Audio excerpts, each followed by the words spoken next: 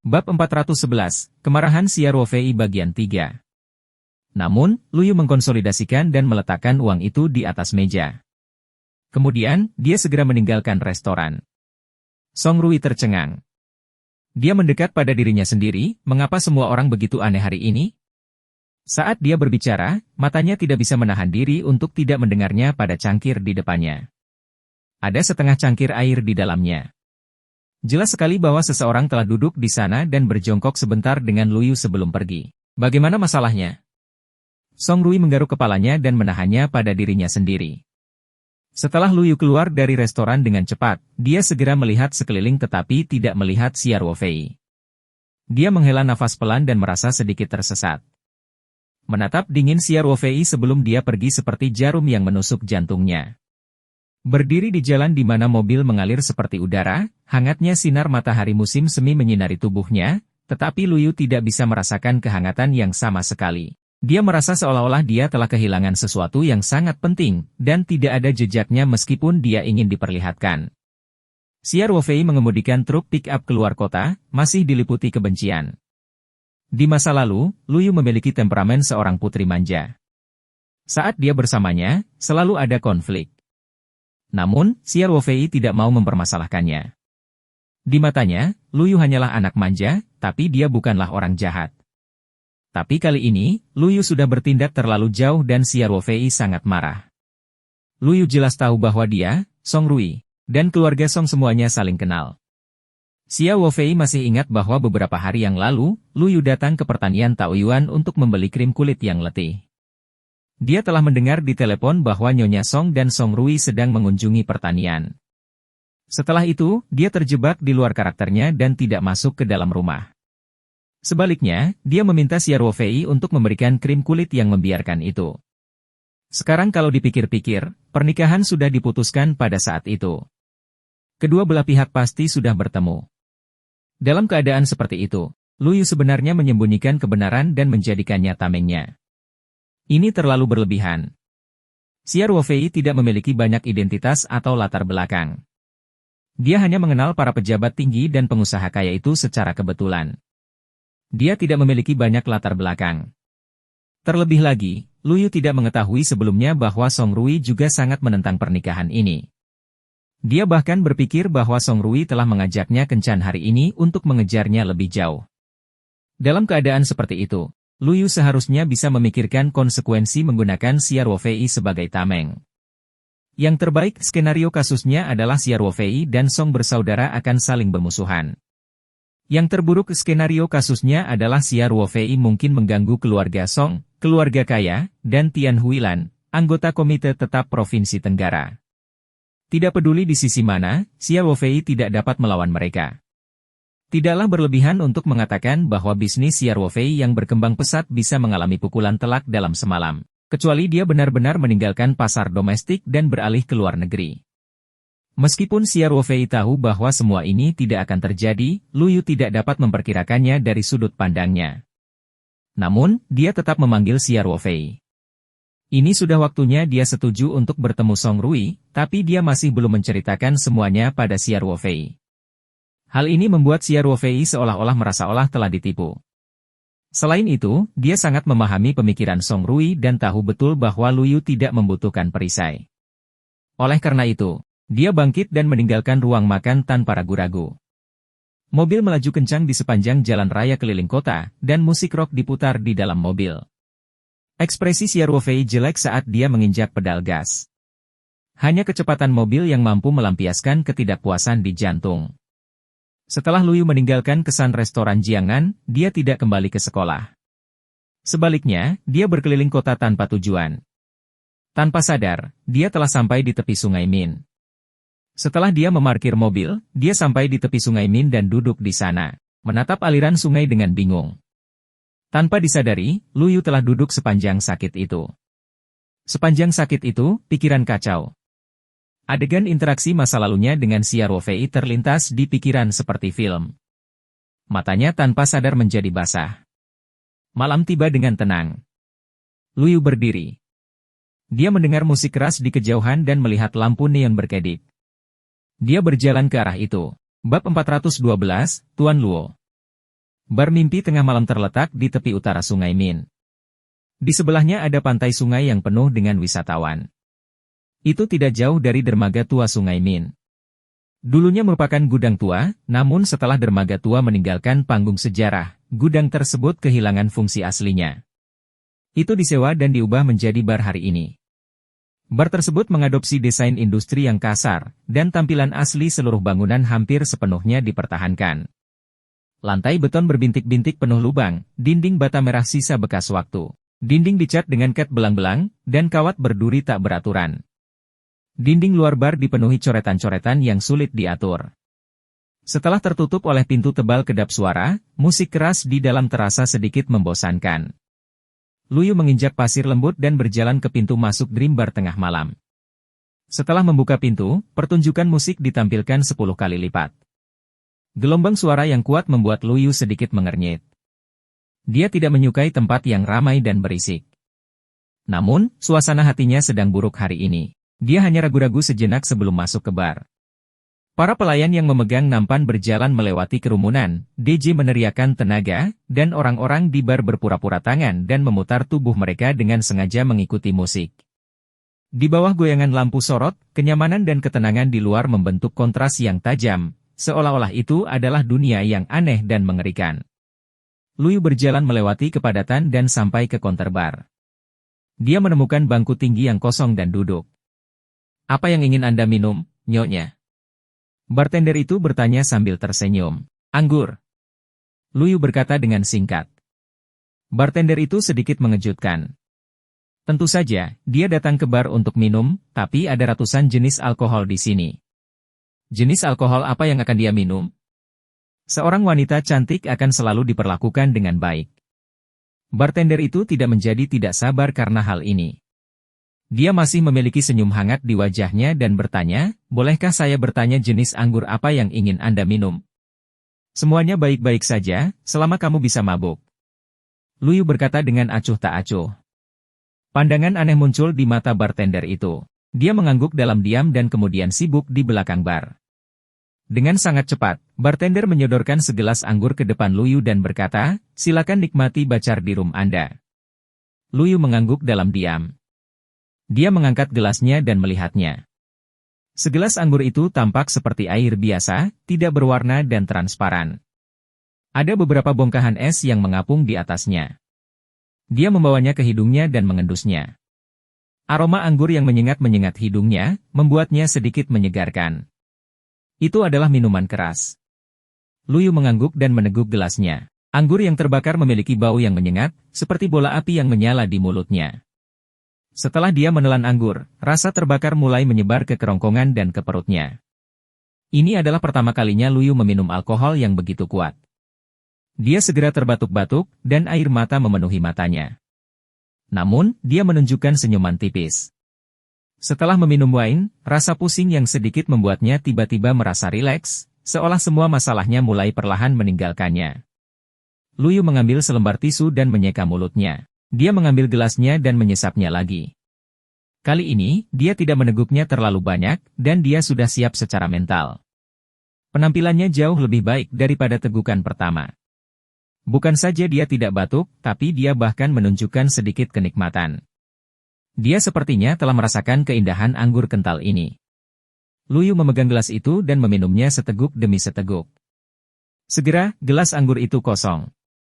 Matanya menjadi sedikit linglung, dan di bawah pengaruh alkohol, dua awan merah muncul di wajahnya yang halus, membuatnya semakin menawan dan mengharukan. Luyu membanting cangkir kosong itu ke meja bar dan berteriak, "Gelas lagi."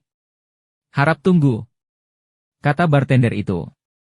Dia sudah terbiasa melihat pelanggan seperti itu. Bekerja di tempat seperti ini, dia bisa bertemu dengan pelanggan wanita lajang yang minum untuk menenggelamkan kesedihan mereka setiap hari. Namun, yang hari ini agak terlalu indah, dan mau tak mau dia merasakan sedikit penyesalan. Itu karena dia telah melihat tatapan beberapa meja pelanggan yang melirik ke arah Luyu. Mereka semua adalah pelanggan tetap bar tersebut dan juga berpengalaman dalam berburu wanita. Beberapa dari mereka bisa bertemu wanita berbeda di sini hampir setiap hari. Gadis cantik di depannya jelas bukan pengunjung biasa di bar. Jika dia bertemu dengan para ahli berburu kecantikan, dia pasti akan dimakan sampai tulangnya tidak tersisa. Hanya saja dia tidak tahu pria beruntung mana yang akan mendapat manfaat darinya. Saat bartender itu berpikir sendiri, tangannya tidak berhenti. Dengan sangat cepat, dia mendorong segelas rum ke depan Luyu. Meskipun dia bisa memprediksi apa yang mungkin akan ditemui Luyu, bartender itu tidak bisa memperingatkannya. Dia tahu bahwa itu akan sia-sia meskipun dia melakukannya. Terlebih lagi, jika dia ingin terus bekerja di sini, dia harus tahu kapan harus berbicara dan kapan harus tutup mulut. Luyu mengambil segelas anggur baru. Beberapa orang di meja di sampingnya saling bertukar pandang. Kemudian, seorang pria berjas kasual mahal berdiri dan berjalan menuju Luyu dengan segelas anggur di tangannya. Pria berjas putih itu cukup tampan. Selain pakaiannya yang branded, ia memiliki penampilan yang terbilang elegan. Dia duduk di bangku tinggi di samping Luyu dan menyandarkan satu tangannya di meja bar. Dia menoleh ke Luyu dan mengungkapkan senyuman yang menurutnya sangat menawan. Dia mengangkat gelasnya ke arah Luyu. "Nona, sepi sekali minum sendirian. Kenapa kita tidak ngobrol?" kata pria berjas putih. Luyu bahkan tidak mengangkat kelopak matanya. Pandangannya sepenuhnya terfokus pada gelas di tangannya. Dia mengambil gelasnya dan menyesap rum lagi. Pria berjas putih ditolak, tapi dia tidak putus asa. Senyuman di wajahnya menjadi lebih cerah dan dia berkata, "Nona, nyah." Luyu dengan dingin mengucapkan sepatah kata pun. Pria berjas putih tertegun sejenak. Sedikit kemarahan muncul di matanya, tapi dia menyembunyikannya dengan sangat baik. Dia hanya tersenyum dan mengangkat bahunya sebelum meninggalkan sisi Luyu. Ketika dia kembali ke tempat duduknya, dia melihat ke arah Luyu, yang berada di depan bar, sambil berbicara dengan teman-temannya. Pada saat itu, matanya menunjukkan keinginan yang tersembunyi. Luyu terlalu cantik. Dia seperti bintang yang bersinar di bar ini. Mereka tentu saja tidak akan melepaskan produk kelas atas dengan mudah. Satu demi satu, beberapa orang yang mengira mereka sopan datang untuk memulai percakapan, namun tanpa kecuali, mereka semua ditolak. Orang-orang ini tidak pergi setelah ditolak. Mereka baru saja kembali ke tempat duduknya dan mengamati dalam diam, menunggu kesempatan. Dia sedang menunggu Luyu mabuk. Faktanya, para pemburu berpengalaman ini tahu betul bahwa Luyu tidak membutuhkan siapapun untuk membujuknya agar minum dan menambahkan bahan bakar ke dalam api. Dia akan segera mabuk, dan kesempatan mereka akan datang saat itu juga. Masalahnya adalah jumlah serigala lebih banyak daripada daging, dan tidak jelas siapa yang akan menjadi pemenangnya. Pelanggan tetap barbar ini bahkan mulai mengamati lawan masing-masing secara diam-diam, berharap dapat memanfaatkan peluang tersebut. Pada saat ini, di sudut bar, seorang pria kekar berpenampilan galak mengeluarkan ponselnya dan menelepon. "Tuan Luo, ada barang berkualitas tinggi di lantai pertama. Kamu pasti tertarik," pria kekar itu berkata dengan suara pelan sambil memegang ponselnya. Setelah mengucapkan beberapa patah kata lagi, dia mengirimkan foto dengan ponselnya. Lantai 2 bar tidak dibuka untuk umum, tetapi terdapat ruang pribadi yang didekorasi dengan mewah. Seorang pria berusia 30-an sedang duduk di sofa kulit yang mahal. Di kiri dan kanannya ada dua gadis berpakaian minim, yang tersenyum dan memberi makan leci kepada lelaki itu. Ada juga 4 pria berpakaian hitam berdiri di kamar pribadi. Di ruang pribadi yang remang-remang, mereka semua mengenakan kacamata hitam. Masing-masing dari mereka memasang ekspresi dingin dan berdiri tegak, menutup mata terhadap semua yang ada di depan mereka. Nama pria itu adalah Fang Luo, dan dia terlahir sebagai desperado. Pengalaman kekecewaan Fang Luo di masa lalu juga membuatnya memberikan perhatian khusus pada kenikmatan hidup. Dia tidak pernah kekurangan wanita di tempat tidurnya. Hari ini, Fang Luo telah membawa beberapa pengawal pribadinya ke bar Midnight Dream miliknya. Awalnya dia datang hanya untuk bersenang-senang, namun dia tidak menyangka akan mendapatkan panen yang tidak terduga. Salah satu bawahannya yang sedang bersenang-senang di bawah menemukan seorang wanita cantik. Ponsel Fang Luo bergetar, dan dia menarik kembali tangannya yang besar dan kasar. Dia mengambil teleponnya dan melihatnya sekilas, dan matanya berbinar. Pencahayaan dan komposisi gambarnya bisa dikatakan amatir di kalangan amatir. Namun, sosok anggun dan profil samping yang begitu indah hingga mencekik membuat hormon Fang Luo bergejolak. Sudut mulutnya melengkung membentuk senyuman saat dia mengangkat dagunya. Seorang pria kekar berbaju hitam segera datang ke sisinya dan sedikit menurunkan tubuhnya, sambil berteriak, "Tuan Luo, apa perintah Anda? Turun dan temukan ahli." Fang Luo berkata dengan tenang. Dia kemudian menunjukkan foto di ponselnya kepada pria berbaju hitam dan berkata, "Saya ingin wanita ini muncul di kamar saya malam ini." "Ya." Pria berbaju hitam menjawab dengan hormat, lalu berbalik dan segera meninggalkan kamar pribadi. Wanita di sebelah Fang Luo juga melihat foto itu. Dia merangkul leher Fang Luo dan berkata dengan malu-malu, "Tuan Luo, sekarang kamu memiliki kecantikan lain. Apakah kamu tidak menginginkannya lagi?" Setelah dia selesai berbicara, dia tertawa. Ekspresi Fang Luo tidak berubah sama sekali. Dia berkata dengan acuh tak acuh, "Tempat tidurku cukup besar untuk 8-10 orang, tapi," dia berkata. Pada titik ini, kilatan tajam muncul di mata Fang Luo, dan dia menamparnya secepat kilat. Dia berkata dengan dingin, "Sejak kapan giliranmu mengomentari masalahku, pelacur?" Gigi wanita itu lepas dan darah mengalir dari sudut mulutnya akibat tamparan Fang Luo. Namun, dia tidak berani bersuara. Seluruh tubuhnya gemetar tak terkendali, dan matanya dipenuhi ketakutan yang luar biasa. Gadis lainnya juga sangat ketakutan sehingga dia diam karena takut, bahkan tidak berani bernapas. Fang Luo mengulurkan tangannya untuk membelai wajah wanita itu dan bertanya dengan lembut, "Apakah sakit?" Wanita itu sangat ketakutan sehingga dia tidak bisa berkata apa-apa. Tubuhnya gemetar tanpa sadar, dan matanya menunjukkan ekspresi memohon. "Kamu sangat takut?" Senyuman muncul di wajah Fang Luo saat dia bertanya dengan tenang. Wanita itu mengangguk, lalu dengan cepat menggelengkan kepalanya, wajahnya pucat pasi. Fang Luo mengulurkan tangannya dan menepuk wajah wanita itu 2 kali. Dia berkata dengan acuh tak acuh, "Jangan takut, aku selalu bersikap lembut terhadap wanita." "Tuan Luo." "Kasihanilah," wanita itu akhirnya berbicara sambil memohon. "Sudah kubilang, aku sangat lembut terhadap wanita. Mengapa aku menginginkan hidupmu?" Dengan senyuman di wajahnya, Fang Luo berkata, "Saya akan menjadi pengantin pria lagi hari ini. Demi pengantinku, kalian bisa tersesat." Kedua gadis itu merasa seperti mereka telah diberikan amnesti dan dengan cepat berkata, "Ya. Terima kasih, Tuan Luo. Terima kasih, Tuan Luo." Setelah itu, keduanya meninggalkan kamar pribadi. Kilatan kejam melintas di mata Fang Luo saat dia memerintahkan dengan acuh tak acuh, kirim mereka ke klub malam Black Rock. "Jika mereka tidak bisa menjual 1 juta, biarkan mereka tetap di sana." "Ya, Tuan Luo." Seorang pria berpakaian hitam segera merespons dan kemudian pergi untuk membuat pengaturan. Di lantai pertama, pria kekar yang memanggil Fang Luo tadi berdiri dan berjalan menuju Luyu. Banyak orang di bar memperhatikan pemandangan ini. Termasuk pria berjas putih. Semua wanita cantik berpengalaman mengeluh dalam hati bahwa Qian telah menyia-nyiakan usahanya malam ini. Dia jelas tidak punya kesempatan. Semua pelanggan tetap mengetahui identitas pria kekar itu. Orang-orang di belakangnya bukanlah orang-orang yang mampu mereka sakiti. Karena pria kekar itu telah bergerak, wanita ini pasti telah menarik perhatian Tuan Luo yang menakutkan. Mereka tidak akan berani memiliki gagasan apapun tentang wanita yang diincar Tuan Luo. Beberapa orang bahkan mulai pergi. Mereka adalah orang-orang yang pernah menyerang Luyu sebelumnya. Orang-orang ini khawatir Tuan Luo akan menyakiti mereka, jadi mereka semua meninggalkan bar seolah-olah sedang melarikan diri. Luyu, sebaliknya, sama sekali tidak menyadari bahaya yang mendekat. Dia terus meminum rumnya. Bab 413, Selamatkan Aku. Saat ini, sudah ada 3 gelas kosong di depan Luyu. Dia memegang gelas anggur keempatnya dan meminumnya perlahan. Dia merasa gangguan dunia di depannya tidak begitu mengganggu. Di bawah pengaruh alkohol, dunia di mata menjadi sedikit kabur dan melamun. Kekhawatiran yang masih ada juga telah hilang pada saat ini.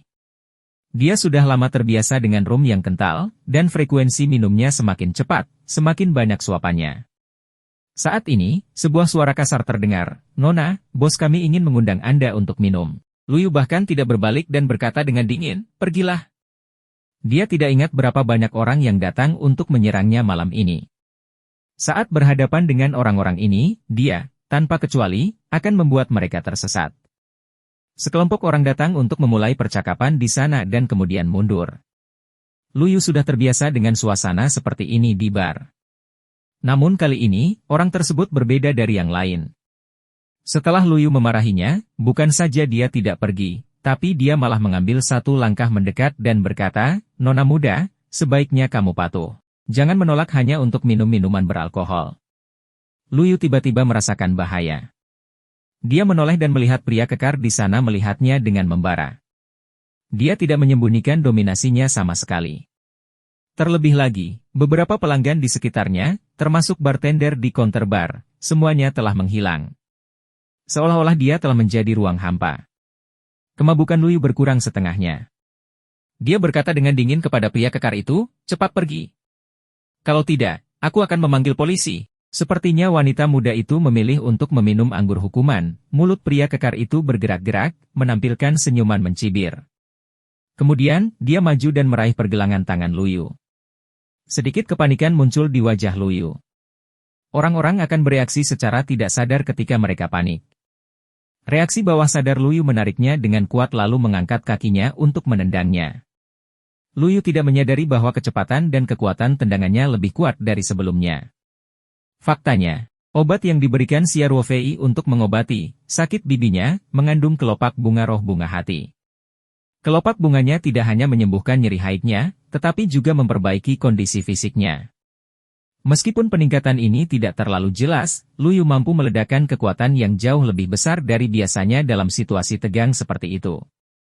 Pria kekar itu juga lengah. Dia tidak membayangkan tendangan Luyu begitu cepat, dan dia tidak bisa mengelak tepat waktu. Terlebih lagi, Luyu mengenakan sepatu bot kulit hari ini. Sepatu bot kulit yang tajam dan keras itu menendang selangkangan pria kekar itu dengan keras. Ini juga merupakan bagian tubuh pria yang paling rentan. Pria kekar itu segera mengeluarkan darah yang mengental dan melepaskan tangannya yang memegang pergelangan tangan Luyu. Dia menutupi bagian bawah tubuhnya dan melengkungkan tubuhnya seperti udang. Luyu segera mengambil kesempatan itu untuk mengambil tas tangan dan melarikan diri. Namun, dia baru berlari 2 langkah ketika dia menyadari bahwa beberapa pria kekar sedang mengelilinginya dari pintu masuk. Jalan telah diblokir. Luyu buru-buru mengubah arah dan mengkompilasi ke sebuah ruangan dengan panik. Kemudian, dia mengunci pintu dengan erat. "Ah! Sial!" Luyu mendengar beberapa teriakan dan berbalik. Saat itulah dia menyadari bahwa dia sebenarnya menutup kamar mandi pria. Beberapa pria yang sedang buang air dikejutkan oleh wanita cantik yang tiba-tiba menerobos masuk. Tangan mereka gemetar dan pipis di celana.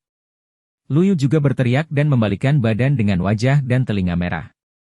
Namun, dia tidak berani keluar. Sudah ada langkah kaki yang berisik dari luar, dan tak lama kemudian, seseorang mulai mengetuk pintu. Luyu tidak bisa diganggu dengan beberapa pria di kamar mandi yang terlihat malu. Dia segera mengeluarkan ponselnya dari tas tangannya. Di saat kritis seperti itu, sosok pertama yang muncul di pemikiran bukanlah ibunya, Tian Huilan, yang merupakan menteri provinsi, melainkan Xia Ruofei. "Lu Anda menemukan nomor Xia Ruofei dan memutarnya tanpa ragu-ragu." Saat ini, pintu kamar mandi dibanting dengan keras. Luyu memegang pintu itu erat-erat sambil berteriak di dalam hatinya, "Cepat angkat telepon, cepat angkat telepon." Namun bel berbunyi berulang kali, namun tidak ada respon. Hati Luyu melantun angsur tenggelam ke dasar, dan dia mengungkapkan ekspresi pahit di wajahnya. Sepertinya dia benar-benar membuatku marah. Dia bahkan tidak mengangkat teleponku. Telepon berbunyi bip, tidak ada yang mengangkat. Luyu perlahan merasakan rasa putus asa. Kekuatan bantingan pintu semakin kuat dan kokoh, dan dia hampir tidak mampu menahannya. Luyu mengerahkan seluruh kekuatannya untuk mendorong pintu. Dia membuka WeChat-nya dan mengirim pesan ke Xia Ruofei dengan tangan gemetar. "Midnight Dreambar, selamatkan aku." Luyu baru saja mengirimkan pesan ini ketika dia merasakan kekuatan besar datang padanya. Dia tidak bisa bertahan lebih lama lagi. Dia didorong ke depan dan terhuyung beberapa langkah sebelum jatuh ke tanah. Pintu kamar mandi juga diketuk hingga terbuka, dan 7 atau 8 pria berbaju hitam kekar masuk. Pria kekar yang pertama kali pergi mencari Luyu ada di antara mereka.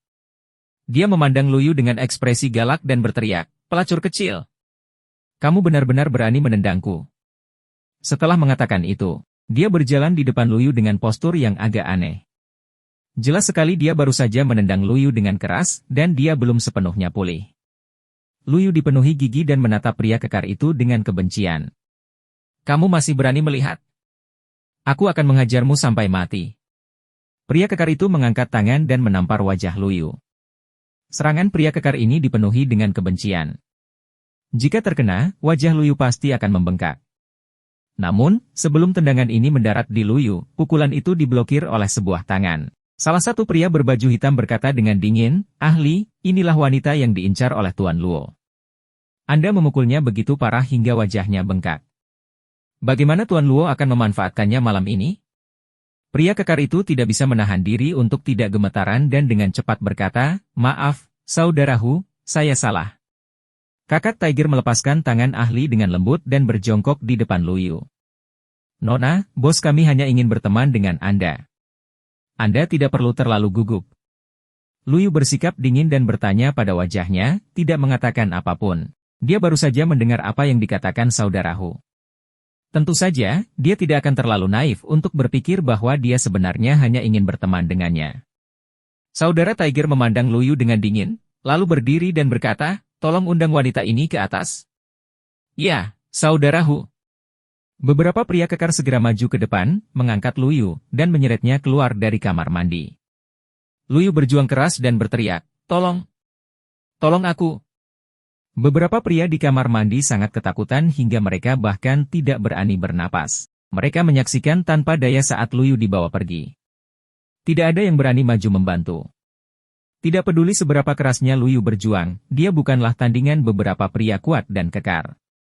Dia dengan cepat diseret keluar dari kamar mandi oleh mereka. Peternakan Taoyuan, villa. Kamar Xia Ruofei sangat sunyi. Lukisan roh itu diletakkan di tempat tidurnya dengan tenang. Telepon di meja samping tempat tidur bergetar beberapa saat sebelum kembali tenang. Xia Ruofei sedang bermain dengan Blackie dan yang lainnya di ruang baru.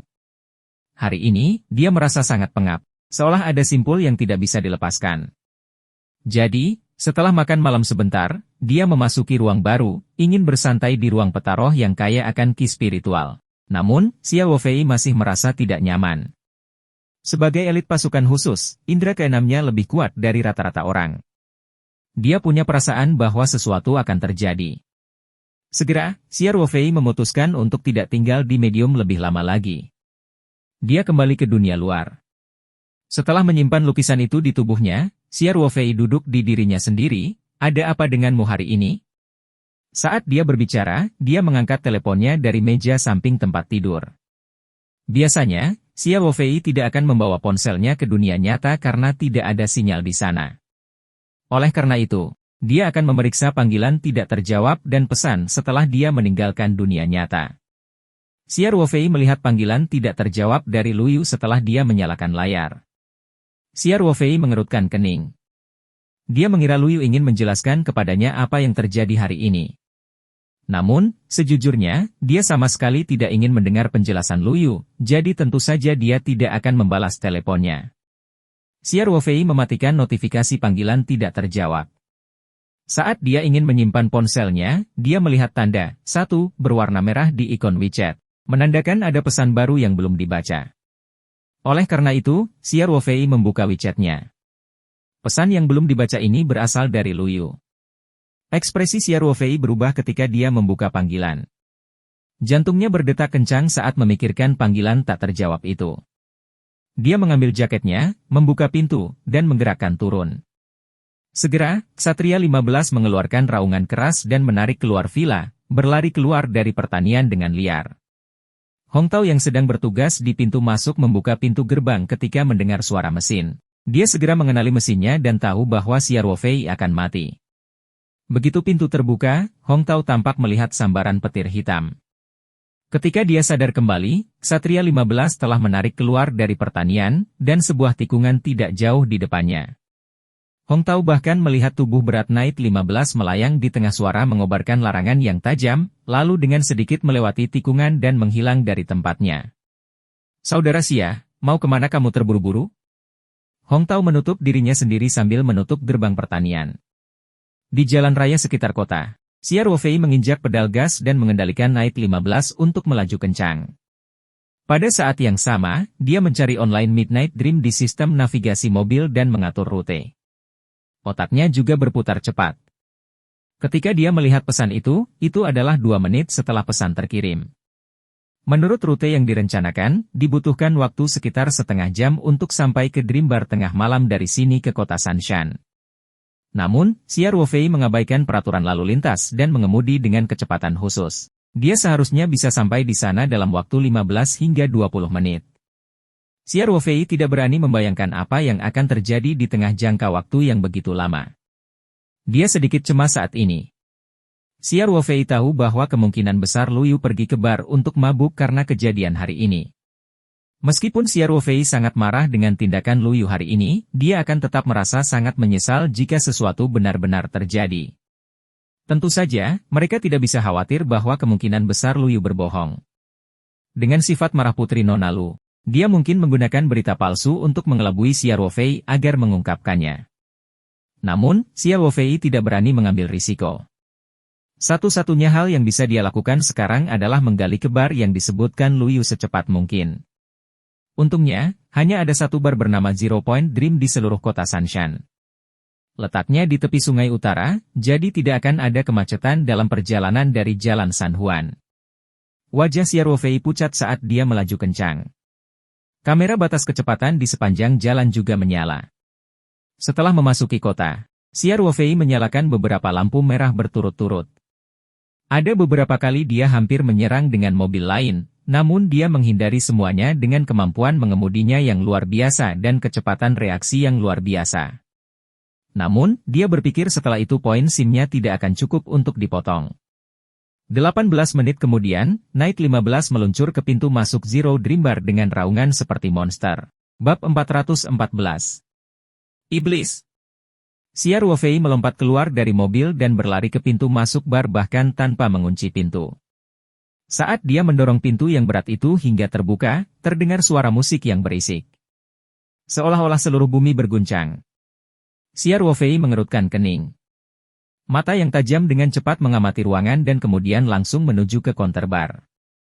Di luar bar, beberapa pria kekar yang tersebar berpasangan dan bersama-sama melihat Xia Ruofei yang pembunuhnya masuk. Mereka saling memandang dan dengan cepat berkumpul, mengikuti ke dalam bar. Xia Ruofei memaksakan ke counter bar dan menghajar beberapa pemabuk di jalan, menyebabkan gelombang kutukan. Namun, Xia Ruofei tidak peduli. Ketika dia sampai di counter bar, dia meraih kerah bartender yang datang untuk mengajukan pertanyaan dan bertanya, "Di mana Luyu?" Bartender itu ditarik dengan kekuatan yang sangat besar, dan tubuhnya tanpa sadar mencondongkan tubuh ke depan. Dia merasa hampir kehabisan nafas. Jejak kejadian melintas di matanya, dan sosok gadis cantik yang baru saja muncul di sini diingatannya. "Tuan, Anda. Apa yang Anda katakan? Saya tidak mengerti." Bartender itu tergagap. Xia Ruofei berkata dengan dingin, seorang gadis yang sangat cantik. Dia sedang minum di sini 20 menit yang lalu. Di mana dia sekarang? Bartender itu memaksakan senyum dan berkata, "Tuan, siapa? Siapa yang kamu bicarakan?" Para wanita di sini semuanya sangat cantik. Xia Ruofei bersinar dingin. Tangan kirinya meraih kerah bartender sementara tangannya mengeluarkan ponselnya. Dia segera menemukan foto Luyu. Itu diambil pada pameran bunga beberapa hari yang lalu. Xia Ruofei meletakkan telepon di depan bartender dan berkata, "Perhatikan baik-baik. Jangan bilang kamu belum pernah melihatnya sebelumnya." Bartender itu segera mengenali Luyu, dan jantungnya hancur. Benar saja, teman gadis itu datang mencarinya. Namun, ketika dia memikirkan metode kejam Fang Luo, bartender itu tidak berani mengatakan apapun bahkan jika dia mati. Dia segera berkata, "Pak, saya belum pernah melihat gadis ini sebelumnya. Ada begitu banyak orang di bar, dan saya tidak mungkin mengingat wajah setiap pelanggan." Xia Ruofei sudah melihat ketakutan di mata bartender ketika dia foto melihat Luyu. Dia bahkan lebih yakin bahwa Luyu benar-benar muncul di bar ini dan pasti telah terjadi sesuatu. Dia bahkan lebih cemas lagi. Ini telah terjadi 20 menit yang lalu. Bagi seorang gadis, disandera selama 20 menit sudah cukup untuk terjadinya apapun. Memikirkan hal ini, Xia Ruofei mengerahkan kekuatan dan menangkap bartender itu. Saat itu, Xia Ruofei menyipitkan matanya. Meski dia tidak berbalik, dia sudah bisa mendengar hembusan angin kencang. Xia Ruofei melepaskan bartender itu dan dia kembali ke counter bar. Di saat yang sama, Xia Ruofei menurunkan tubuhnya dan secara akurat menghindari pukulan yang datang dari belakang. Xia Ruofei bahkan tidak menoleh. Dia menindaklanjutinya dengan tendangan samping dan secara akurat menendang perut pria kekar di belakangnya. Pria seberat 180 pon itu terlempar karena tendangan Xia Ruofei dan menghantam meja di belakangnya dengan keras, menghancurkannya menjadi berkeping-keping. Ada juga teriakan dari bar. Xia Ruofei berbalik dan melihat 5 atau 6 pria kekar mengelilinginya dengan tatapan tajam. Mereka jelas adalah orang-orang yang bertanggung jawab atas bar tersebut. Xia Ruofei tidak ragu-ragu. Dia mengepalkan tangannya dan bergegas ke depan. Setiap detik sangat berharga. Dia tidak ingin menyia-nyiakannya untuk orang-orang ini. Di bawah lampu bar yang berkilauan, sosok Xia Ruofei seperti hantu. Setelah dia bergegas ke tengah-tengah 5 atau 6 pria kekar, suara pemukulan yang teredam terdengar. Tidak ada yang melihat gerakan Xia Ruofei dengan jelas. Paling lama dalam 5 detik, orang-orang ini jatuh ke tanah dan kehilangan kemampuan bertarungnya. Xia Ruofei berbalik dan melihat bartender itu tidak terlihat. Namun, dia tidak keberatan. Orang-orang yang mengawasi tempat itu pasti tahu lebih banyak. Xia Ruofei menginjak wajah pria yang paling dekat dengannya dan meletakkan telepon di depannya. Dia bertanya, saya beri waktu 3 detik untuk memikirkannya. Katakan di mana gadis ini sekarang. Pria itu mengertakkan gigi dan menatap Xia Ruofei. Kemudian, dia mencoba yang terbaik untuk memalingkan muka. Mata Xia Ruofei berkilat dan dia menginjak dengan keras. Pria kekar itu berteriak kesakitan. Wajahnya berlumuran darah dan tulang pipi serta batang hidungnya patah. Tak lama kemudian, pria kekar itu pingsan karena kesakitan. Wajah Xia Ruofei tetap tenang saat dia terus berjalan menuju pria kekar kedua. Pria kekar itu ketakutan ketika melihat apa yang baru saja terjadi. Dia mencoba yang terbaik untuk mundur, tetapi perutnya dipukul oleh Xia Ruofei dan pada dasarnya kehilangan kemampuannya untuk bergerak. Xia Ruofei tiba di depannya dalam 2 langkah. Sama seperti sebelumnya, dia menginjak wajah pria kekar itu dan menunjukkan foto di ponselnya. 3 detik. Katakan di mana dia berada, kata Xia Ruofei. Aku tidak tahu. Mata Xia Ruofei bersinar dengan cahaya yang kejam. Saat dia hendak melakukan hal yang sama, dia tiba-tiba merasakan bahaya. Dia berbalik sedikit dan melihat bayangan hitam datang dari sudut matanya. Xia Ruofei melambaikan tangannya untuk memblokirnya. Itu adalah kursi bar, tapi kecepatan dan kekuatannya tidak buruk. Setelah Xia Ruofei memblokirnya, dia merasakan sedikit sakit di lengannya. Kursi bar itu terlempar dan menghantam lampu sorot berbentuk bola di lantai dansa. Bab 415, Iblis. Bagian 2. Dengan keras, lampu sorot mengenainya, dan percikan api serta asap keluar darinya. Kemudian, ia menghantam tengah lantai dansa. Saat ini, musik di bar sudah lama berhenti. Namun, orang-orang yang datang ke bar umumnya suka menonton keseruan tersebut, sehingga banyak orang yang tidak pergi. 2 orang yang kurang beruntung terkena sorotan dan jatuh ke tanah dengan darah mengucur dari kepala mereka. Tidak diketahui apakah mereka hidup atau mati. Ada juga teriakan di bar. Semua orang menyadari bahayanya dan berlari keluar pintu. Setelah Xia Ruofei menerbangkan kursi bar, dia perlahan berputar dan melihat seorang pria berpenampilan dingin berjas hitam menggerakkan pergelangan tangan dan jari-jarinya sambil terus berjalan ke arahnya. Beberapa pria di tanah dengan cepat berteriak, "Saudara harimau, tolong!" Xia Ruofei meninggalkan orang-orang yang meratap itu dan berjalan menuju saudara Hu yang mengenakan jas hitam. Keduanya saling menatap dengan mata seperti kilat. Suasana tiba-tiba menjadi tegang, seolah-olah ada aura pembunuh yang tak kasat mata di antara mereka berdua, menyebabkan suhu di dalam ruangan turun drastis. Ketika jarak mereka sekitar 4 hingga 5 meter, saudara Tiger mulai mempercepat dan mempercepat kecepatan. Xia Ruofei dapat dengan jelas melihat kilatan dingin di kebugarannya. Saudara Tiger jelas memakai buku-buku jari kuningan. Aura Brother Tiger telah meningkat, tetapi Xia Ruofei masih mempertahankan kecepatan konstan. Tidak ada perubahan pada ekspresi. Jarak 4 hingga 5 meter ditutup dalam sekejap. Mata Brother Tiger bersinar dengan cahaya dingin dan dia tidak ragu untuk melemparkan kait kanan ke arah Xia Ruofei. Tinjunya mengeluarkan suara mendesis dan sangat cepat sehingga orang biasa tidak dapat bereaksi tepat waktu. Xia Ruofei sepertinya tidak melihatnya. Dia bahkan tidak mencoba menghindar.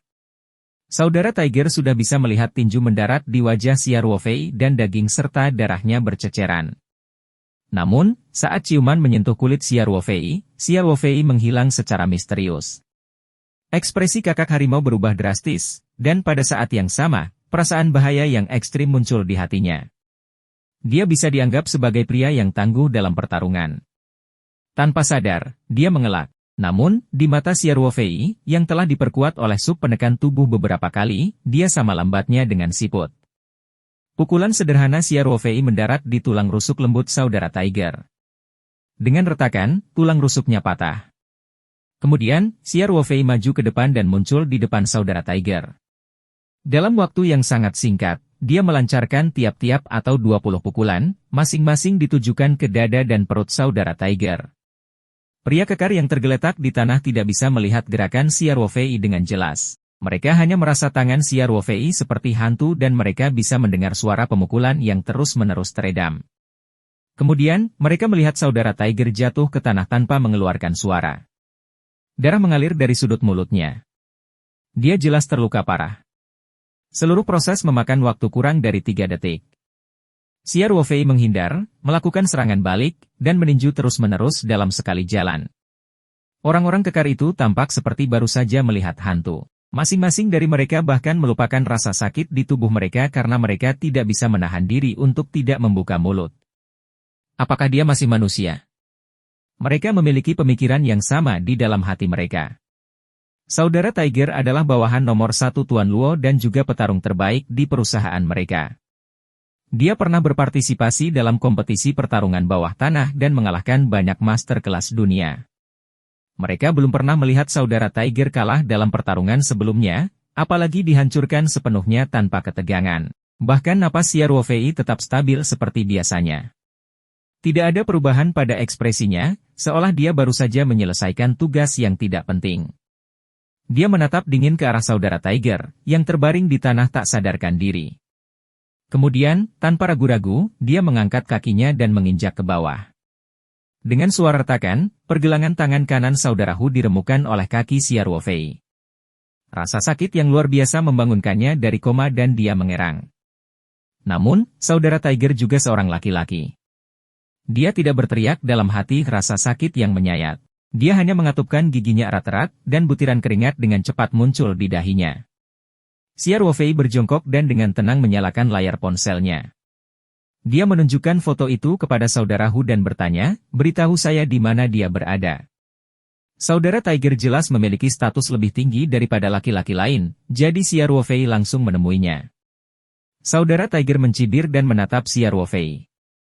Dia tutup mulut dan tidak siap untuk berbicara. Xia Ruofei sudah menduga hal ini. Ekspresinya tidak berubah sama sekali. Dengan membalikkan tangannya, belati militer yang tajam muncul di tangannya seperti sihir. Kemudian, Xia Ruofei melambaikan tangannya dan memotongnya tanpa ragu-ragu.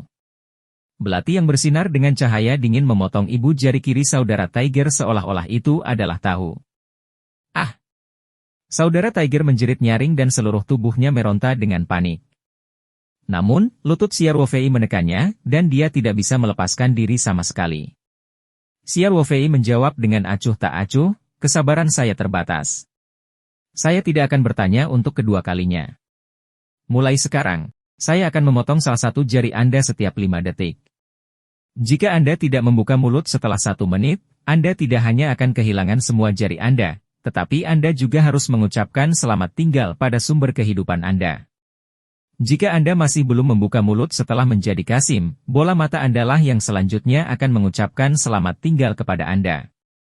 Waktunya dimulai sekarang. Siapa kamu? Suara Husi bergetar saat dia bertanya. Aku belum pernah melihat orang itu sebelumnya. Xia Ruofei memandang saudara Tiger dengan tenang, wajahnya tanpa emosi. Dia berhenti sejenak, lalu berkata dengan tenang, waktunya habis. Setelah dia selesai berbicara, Xia Ruofei tidak ragu sama sekali. Dia melambaikan belati di tangannya dan jari telunjuk kiri saudara Hu terpotong. Arg! Ah! Tubuh saudara Tiger gemetar karena rasa sakit, dan dia tidak bisa menahan diri untuk tidak mengeluarkan jeritan yang memilukan. Xia Ruofei tidak bereaksi terhadap hal ini. Dia bahkan tidak berkedip. Dia terus menatap saudara Tiger dengan tenang. Ekspresinya sama seperti sebelumnya. Kamu iblis. Bunuh aku. Bunuh aku jika kamu punya nyali. Kakak Tiger berteriak histeris. Waktunya habis. Xia Ruofei hanya mengucapkan 3 kata ini dengan tenang. Kemudian, dengan lambaian tangannya yang mantap, dia memotong jari tengah kiri saudara Hu. Ah! Dasar brengsek, bunuh aku kalau berani. Jika kamu tidak berani membunuhku, kamu adalah cucuku. Saudara Tiger mengertakkan gigi dan berteriak. Ekspresi wajahnya sama sedihnya dengan ekspresi iblis. Dia tahu bahwa dia sudah lumpuh, dan hatinya sudah lama putus asa. Namun, rasa sakit yang menusuk hati seperti itu sungguh tak tertahankan. Rasa sakitnya menyebar dari ujung saraf ke otak, membuatnya merasakan sakit yang luar biasa hingga ingin mati. Kamu laki-laki, kata Xia Ruofei acuh tak acuh. Aku memutuskan untuk meninggalkan beberapa jarimu agar kamu tidak bisa menjaga dirimu sendiri di masa depan. Saudara Tiger terengah-engah dan menatap Xia Ruofei. Di matanya, wajah halus Xia Ruofei lebih menakutkan daripada wajah iblis. Terutama nada bicara Xia Ruofei yang sangat stabil dan fakta bahwa dia tidak mengalami perubahan ekspresi apapun dalam menghadapi adegan berdarah seperti itu. Hal itu membuat saudara Tiger merasakan hawa dingin dari lubuk hatinya. Laki-laki kekar lainnya sangat ketakutan hingga mereka hampir kencing di celana. Masing-masing dari mereka diam seperti jangkrik di musim dingin, bahkan tidak berani bernapas. Kamu seperti itu? Saudara Tiger menatap mata Xia Ruofei dan berkata. Saya sudah mengatakannya sebelumnya, kesabaran saya terbatas. Xia Ruofei berkata dengan acuh tak acuh, karena aku meninggalkanmu dengan beberapa jari, aku akan memberimu 5 detik lagi. Jika kamu masih tidak bisa memberitahuku di mana dia berada, aku akan. Pada titik ini, belati di tangan Xia Ruofei mulai bergerak perlahan ke perut bagian bawah saudara Tiger dan akhirnya berhenti di antara kedua kakinya. Dia berkata, kamu mengerti? Hitung mundur dimulai. Tidak. Jangan. Jangan, kakak Tiger mulai berjuang dengan sia-sia lagi. 5, 4, 3, ekspresi Xia Ruofei dingin. Berhenti. Aku akan memberitahumu. Aku akan memberitahumu, Brother Tiger akhirnya mengalami gangguan mental dan berteriak ketakutan. Kamu masih punya waktu 2 detik. Xia Ruofei berkata dengan tenang. Bab 416, langsung menendang. Dia ada di lantai 2. Kamar kedua di sebelah kiri adalah kamar istirahat pribadi Tuan Luo. Wanita itu ada di dalam, Brother Tiger berkata dengan cepat. Pertahanan mentalnya telah dihancurkan sepenuhnya oleh Xia Ruofei. Satu-satunya pemikiran dalam pemikiran adalah jarak sejauh mungkin dari iblis ini. Begitu saudara Tiger selesai berbicara, dia merasakan penglihatannya kabur dan Xia Ruofei menghilang. Saat berikutnya, sosok Xia Ruofei muncul di pintu masuk tangga menuju lantai 2. Saudara Tiger terengah-engah saat dia menatap punggung hantu Xia Ruofei, matanya dipenuhi ketakutan. Dia tahu bahwa dia telah menendang lempengan besi hari ini. Bahkan Tuan Luo tidak akan bisa melakukan banyak hal di depan orang kejam ini. Satu-satunya harapan saudara Hu adalah Tuan Luo belum melakukan apapun terhadap gadis itu. Jika tidak, dia tidak bisa membayangkan bagaimana dia akan menghadapi kemarahan Xia Ruofei. Waktu kembali ke 20 menit yang lalu. Luyu dengan paksa diseret ke ruang tunggu eksklusif Fang Luo di lantai 2 oleh saudara Tiger dan anak buahnya. Dalam perjalanan, Luyu berjuang keras, namun tidak berhasil. Dia adalah wanita yang lemah. Bagaimana dia bisa menjadi tandingan beberapa pria besar? Saudara Hu, apa yang harus kita lakukan sekarang? Salah satu pria itu bertanya. Brother Tiger mengarahkan kursor anggur ke meja samping tempat tidur dan berkata, layani wanita ini sampai dia selesai. Dipahami. Pria kekar itu mengalami kejadian mengerikan ketika dia berjalan untuk membuka botol anggur. Beberapa orang yang tersisa memegang erat lengan Luyu. Tidak peduli seberapa kerasnya Luyu berjuang, itu tidak berhasil. Biarkan aku pergi, biarkan aku pergi. Kalian sekelompok binatang. Luyu berteriak sambil meronta. Namun, semua upaya itu sia-sia. Dengan sangat cepat, pria kekar itu mulai menuangkan anggur ke dalam mulut Luyu. Luyu menahannya dengan putus asa, berusaha menghindarinya. Namun, pria kekar itu memasukkan botol itu ke dalam mulut dan mulai menuangkan air ke dalamnya. Luyu berseru dan terbatuk-batuk dengan keras. Banyak anggur mengalir keluar dari sudut mulut dan bahkan lubang hidungnya. Aroma anggur memenuhi ruangan, tetapi sebagian besar anggur dipaksa masuk ke dalam perut. Luyu sudah meminum cukup banyak rum kental, dan setelah mencampurkannya dengan begitu banyak anggur asing, dia dengan cepat merasa pusing. Setelah alkohol menerpanya, kekuatan untuk melawan juga menghilang, dan seluruh tubuhnya perlahan-lahan ambruk ke tempat tidur. Xia Ruofei. Selamatkan aku, Luyu, yang sudah kehilangan kemampuan untuk bergerak, sesak sambil dadanya naik turun. Saudara Tiger memberi isyarat kepada beberapa pria itu untuk membaringkan Luyu di tempat tidur. Pada saat ini, pria kekar yang menuangkan anggur untuk Luyu memandang Luyu dengan tatapan membara. Kemudian, dia mendekati saudara Tiger dan tertawa. Saudaraku, apakah kamu ingin memberi gadis ini obat perangsang nafsu berahi? Beberapa bawahan di sampingnya juga menunjukkan senyuman pengertian. Keindahan malam ini benar-benar kualitas terbaik. Meskipun orang-orang ini hanya bisa melihatnya dan tidak menyentuhnya, mereka semua tergoda. Selain itu, mereka bahkan berfantasi bahwa setelah Fang Luo memanfaatkannya, dia akan memberikannya kepada mereka dan saudara-saudaranya. Bahkan jika Fang Luo pernah menggunakannya sebelumnya, mereka masih akan ngiler karenanya. Saudara Tiger memandang pria itu dengan dingin dan bertanya, "Berapa lama Anda bersama Tuan Luo?" Pria kekar itu tertegun sejenak sebelum dia berkata dengan lemah, tiga tahun. Kamu telah bersama Tuan Luo selama 3 tahun. Apakah kamu belum mempelajari aturan dasarnya? Saudara Tiger berkata dengan dingin, apakah kamu tahu konsekuensi dari bertindak sendiri? Pria kekar itu tiba-tiba berkeringat dingin, dan wajahnya menjadi pucat. Dia dengan cepat berkata, saudaraku, saya tahu saya salah. Saudara Tiger mendengus dan berkata, jangan lakukan itu lagi. Ya. Saudara Tiger melihat ke arah Luyu, yang berada di tempat tidur. Pada saat ini, Luyu sudah dalam keadaan mabuk berat. Tubuhnya sedikit terpelintir di atas tempat tidur. Pria manapun yang melihatnya pasti akan merasakan jantungnya berdebar. Namun, mata saudara Tiger tetap sedingin biasanya, tanpa sedikit pun emosi. Tinggalkan satu orang di luar untuk berjaga-jaga, kata saudara Tiger. Kecuali ada keadaan darurat, tidak ada yang diizinkan masuk. Ya. Saudara Harimau. Semua orang menjawab serempak. Saudara Tiger meninggalkan kamar dan langsung menuju kamar pribadi besar di sebelahnya. Di kamar pribadi, Fang Luo dengan santai menyesap segelas anggur merah. Ada 2 gadis berpakaian cantik di sampingnya, dan mereka merayap di sekelilingnya seperti ular air. Beberapa pria berbaju hitam kekar berjaga di depan pintu seperti menara besi. Saudara Tiger berjalan ke arah Fang Luo, membungkuk sedikit, dan membungkuk untuk berbisik ke telinga Fang Luo, Tuan Luo, semuanya telah diatur. Mata segitiga ganas Fang Luo tiba-tiba berbinar.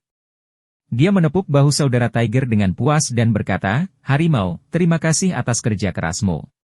Dengan itu, Fang Luo berdiri dan keluar dari kamar pribadi dengan langkah besar, meninggalkan kedua gadis itu.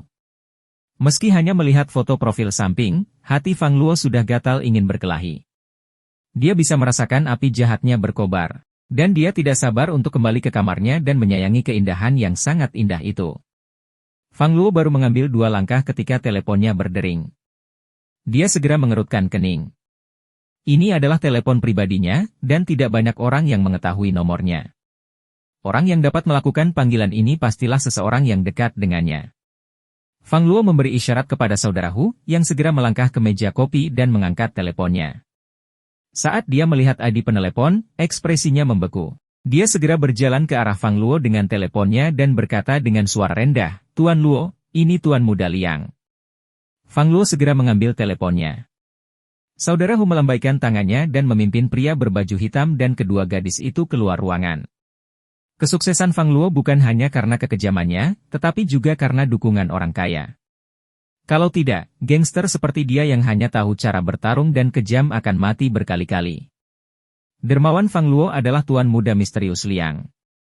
Oleh karena itu, Fang Luo tidak berani mengabaikan panggilan Tuan Muda Liang. Tidak peduli betapa cemasnya dia tidak akan berani menolak panggilan tersebut. Terus terang, meskipun ayahnya sudah meninggal dan dia harus segera pergi ke pemakaman, dia tetap harus menjawab panggilan tersebut terlebih dahulu. Saudara Tiger menunggu di luar pintu selama lebih dari 10 menit sebelum dia melihat Fang Luo berjalan keluar dengan ekspresi bahagia. Dia pasti mengobrol baik dengan Tuan Muda Liang. Namun, sebagai bawahan, Saudara Tiger tidak boleh menebak-nebak manfaat apa yang ditawarkan Tuan Muda Liang kepadanya. Saudara Tiger berhasil mendapatkan kepercayaan Fang Luo. Selain terampil, kesetiaan dan kesetiaannya juga merupakan alasan yang sangat penting. Dia tidak berkata apa-apa lagi. Dia memberi isyarat mengundang pada Fang Luo dan membawanya ke kamar sebelah. Mata Fang Luo dipenuhi dengan keinginan yang tidak bisa disembunyikan. Setelah membuka pintu, dia berbalik dan berkata, bahkan jika langit runtuh, kamu tidak boleh menggangguku. Ya, Tuan Luo. Fang Luo masuk ke kamar, dan saudara Hu serta yang lainnya berjaga di luar pintu. Kamar tidurnya secara khusus kedap suara. Jadi meskipun dindingnya dihancurkan dari dalam, tidak akan ada suara yang terdengar dari luar. Lagi pula, Fang Luo sering bermalam bersama wanita di sini, dan dia tidak memiliki kebiasaan menyiarkan aktivitas seksualnya kepada bawahannya. Saudara Tiger baru berdiri di luar selama 2 hingga 3 menit ketika suara perkelahian terdengar dari lantai pertama. Jeritan para antek itu menyayat hati. Saudara Tiger memerintahkan beberapa bawahan untuk menjaga pintu dan kemudian turun untuk memeriksa. Dia dulunya adalah raja pertempuran bawah tanah dan belum pernah bertemu lawan yang layak di kota Sanshan. Dia tidak menyangka akan terluka parah oleh Xia Ruofei setelah terjatuh dan bahkan dilumpuhkan olehnya. Ketika Xia Ruofei bergegas ke lantai 2, ada 5 pria berjas hitam kekar yang berjaga di pintu kamar tidur Fang Luo. Ketika mereka melihat Xia Ruofei, mereka tertegun sejenak sebelum bereaksi dengan cepat. Tanpa ragu-ragu, mereka mengeluarkan parang yang tersembunyi di pinggang mereka dan bergegas menuju Xia Ruofei. Bahkan saudara Tiger tidak bisa menghadapi musuh, jadi orang-orang berpakaian hitam ini secara alami sangat berhati-hati. Mereka mengeluarkan senjata dan menyerang secara berkelompok, tidak berani menganggap enteng. Xia Ruofei tahu bahwa setiap detik sangat berharga. Dia tidak membuang waktu lagi. Dia menginjak tanah dan berubah menjadi bayangan saat dia bergegas menuju kerumunan Men in Black. Pisau itu berkilat, tetapi Men in Black terkejut saat mengetahui bahwa mereka tidak dapat melihat sosok Xia Ruofei dengan jelas.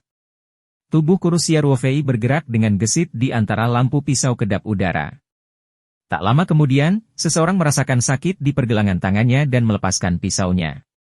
Pisau itu jatuh ke tanah. Kemudian, sebuah kekuatan yang kuat menghantam dada dan perutnya. Dia terbang tanpa sadar dan menghantam dinding dengan keras, tidak sadarkan diri. Pukulan, tendangan, tempurung lutut, siku. Xia Ruofei menggunakan setiap bagian tubuhnya secara ekstrim. Ia berasal dari pasukan khusus dan ahli dalam bergulat di Angkatan Darat. Setelah diperkuat oleh sub penempat tubuh, kekuatan, kecepatan, dan kemampuan reaksinya semuanya telah mengalami transformasi total. Tentu saja sangat mudah untuk menangani orang-orang besar yang memegang pisau ini. Hanya dalam 3 detik, parang tersebut jatuh ke tanah dan kelima pria berbaju hitam tergeletak di tanah. Tak satu pun dari mereka bersuara karena mereka semua pingsan karena pukulan keras Xia Ruofei. Dari saat Xia Ruofei memasuki ruangan hingga saat dia menjaga penjaga di lantai 2, itu hanya memakan waktu 2 hingga 3 menit. Bisa dibilang dia sudah mengerahkan kemampuannya secara ekstrim. Sejak dia pensiun dari Angkatan Darat, terutama setelah meminum sup penekan tubuh, ini adalah pertama kalinya Xia Ruofei bertarung dengan senjata sungguhan. Ia menyadari bahwa keterampilan bertarung yang ia pelajari sebelumnya kini sangat halus dan fleksibel. Kekuatan tempurnya pasti meningkat beberapa kali lipat. Mata Xia Ruofei dipenuhi dengan niat membunuh, dan seluruh tubuhnya memancarkan aura pembunuh yang kuat. Dia mulai berjalan menuju kamar tidur Fang Luo. 5 menit yang lalu. Setelah Fang Luo mengunci pintu, tatapannya yang berapi-api tertuju pada Luyu yang berada di tempat tidur. Wajah Luyu memerah, dan tanpa sadar dia masih memanggil nama Xia Ruofei. Tubuhnya berputar dengan lembut, dan dia tampak sangat tidak berdaya. Mata Fang Luo memerah, dan napasnya semakin berat. Dia menjulurkan lidahnya dan menjilat bibirnya sambil terkekeh.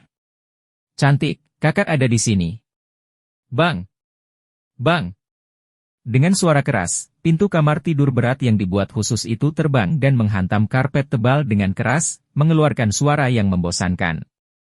Seperti kucing yang ekornya diinjak, Fang Luo melompat tanpa ragu-ragu dan menerkam ke meja samping tempat tidur.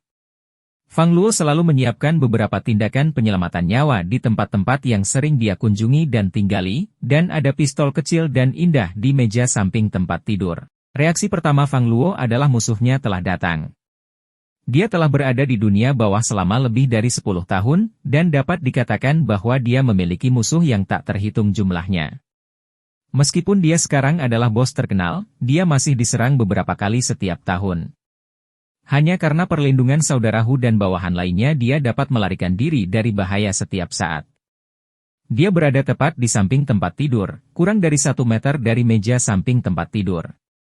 Selain reaksinya yang cepat, dia langsung menggali begitu mendengar pintu ditendang hingga terbuka. Seluruh proses memakan waktu paling lama 1 atau 2 detik. Fang Luo membuka meja samping tempat tidur, dan tangan yang lain sudah meraih pistol yang pengamannya selalu lepas. Saat ekspresi gila muncul di wajahnya dan dia hendak berbalik dan menembak, tiba-tiba terdengar suara siulan. Dia merasakan sakit yang luar biasa, dan dia tidak bisa menahan diri untuk tidak mengeluarkan cairan yang memilukan. Saat berikutnya, Fang Luo terkejut saat mengetahui tangannya yang memegang pistol telah dipaku di laci meja samping tempat tidur oleh belati militer yang berkilau dingin. Rasa sakit itu menyebabkan otot-otot di wajahnya bergetar. Dia mengangkat kepalanya dan melihat seorang pemuda berkulit putih kurus berjalan sambil menunjuk dengan menyalakan.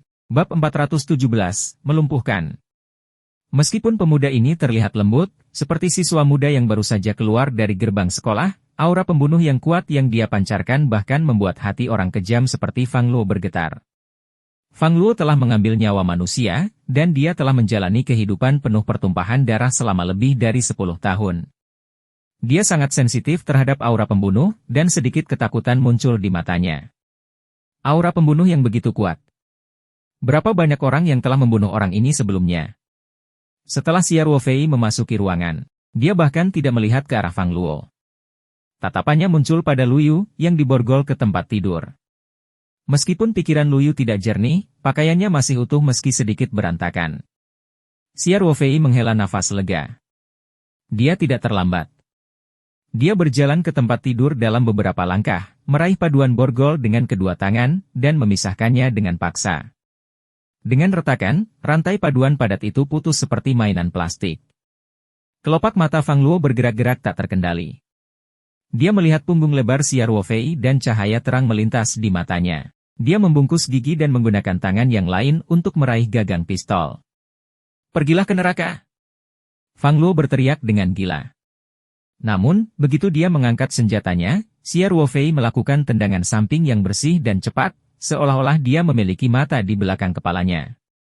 Dia dengan akurat pergelangan tangan Fang Luo yang memegang pistol. Pistol perak itu ditendang oleh Xia Ruofei, dan pergelangan tangan Fang Luo dengan cepat membengkak. Xia Ruofei berbalik perlahan.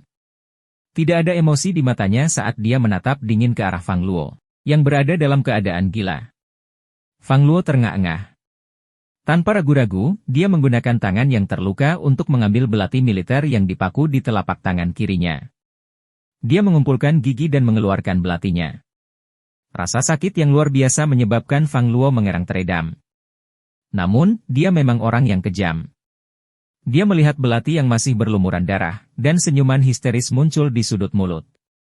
Fang Luo melompat dan belati di tangannya ke tenggorokan Xia Ruofei dengan cahaya dingin yang menyilaukan. Sudut Xia Ruofei sedikit melengkung, dan matanya menunjukkan sedikit rasa mulut. Menghadapi Fang Luo yang mengancam, dia tidak bergerak sama sekali. Dia hanya mengangkat tangannya ketika belati sudah hampir dalam jangkauannya. Gerakan Xia Ruofei terlihat lambat, namun ia berhasil menangkap pergelangan tangan Fang Luo dengan akurat. Kemudian, Xia Ruofei menggenggamnya dengan ringan tanpa ekspresi apapun. Retakan. Tulang pergelangan tangan Fang Luo hancur oleh cengkeraman santai Xia Ruofei, dan belati itu jatuh ke tanah dengan suara gemerincing. Fang Luo seperti iblis gila. Dia melambaikan tangannya, yang tertusuk belati, dan memukul Xia Ruofei. Harus dikatakan bahwa Fang Luo memiliki semacam kekejaman yang berasal dari tulangnya. Namun, kekejaman seperti itu tidak ada gunanya di hadapan kesenjangan besar dalam kekuatan absolut. Xia Ruofei sedikit memiringkan kepalanya dan menghindari serangan fatal itu dengan mudah. Kemudian, ketika Fang Luo kehilangan keseimbangan, Xia Ruofei menariknya sedikit dan seluruh tubuh Fang Luo terjatuh ke depan tanpa sadar. Xia Ruofei meraih bahu Fang Luo dan berlutut tanpa ragu-ragu. Dia memukul dada Fang Luo dengan lututnya, mengeluarkan suara yang tumpul. Puci. Dampaknya sangat berat, dan Fang Luo mengeluarkan seteguk darah. Xia Ruofei mengelak dengan ringan dan menghindari darah yang dimuntahkan Fang Luo. Pada saat yang sama, dia melepaskan tangannya dan Fang Luo segera jatuh ke tanah. Mulut Xia Ruofei bergerak-gerak. Orang ini terlihat sangat kuat, namun kekuatan tempur sebenarnya bahkan tidak sebanding dengan saudara Hu. Dia telah benar-benar kehilangan kekuatan tempurnya tanpa usaha apapun. Pada saat itu, Fang Luo sedang bersandar di meja samping tempat tidur. Bagian atas tubuhnya telanjang. Sudut mulut dan dadanya dipenuhi noda darah yang mengerikan. Salah satu telapak tangannya telah tertusuk, dan masih mengeluarkan darah. Pergelangan tangannya yang lain patah pada sudut yang aneh. Seluruh tubuhnya seputih selembar kertas, dan dia tampak agak putus asa. Namun, Xia Ruofei tidak memiliki simpati sedikit pun. Situasi di dalam ruangan sudah sangat jelas. Jika dia tidak tiba tepat waktu, Xia Ruofei bahkan tidak berani membayangkan akhir tragis seperti apa yang akan dialami Luyu malam ini. Cambuk, lilin, dan benda lain di sampingnya juga menunjukkan kalau orang di depannya punya hobi mesum. Bagi Luyu, itu adalah pengalaman yang seperti mimpi buruk. Tentu saja, Xia Ruofei tidak akan bersimpati pada bajingan seperti itu. Tatapannya tertuju pada Luyu, yang berada di tempat tidur. Saat ini, Luyu masih dalam keadaan mabuk berat. Masih ada sedikit ketakutan dan ketidakberdayaan di wajahnya. Mungkin gerakan tadi telah membuatnya sadar kembali. Dia mulai bergumam pelan lagi. Xia Ruofei, selamatkan aku. Melihat pemandangan ini, Xia Ruofei merasakan sakit yang menusuk di hatinya. Penampilan Luyu yang tak berdaya telah menyentuh hatinya.